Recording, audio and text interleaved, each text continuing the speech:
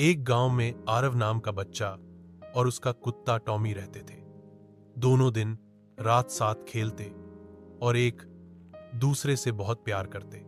समय बीता, आरव बड़ा हुआ और पढ़ाई के लिए गांव से दूर चला गया। टॉमी हर दिन उसकी राह देखता रहा। सालों बाद आरव गांव लौटा। घर के दरवाजे पर बूढ़ा सा कुत्ता लेटा था। आरव ने पुकारा, टॉमी! बस आवाज सुनते ही टॉमी ने उसे पहचान लिया और दौड़कर उसकी गोद में आ गया। दोनों की आंखों से आंसू बह निकले। सच्ची दोस्ती कभी नहीं टूटती।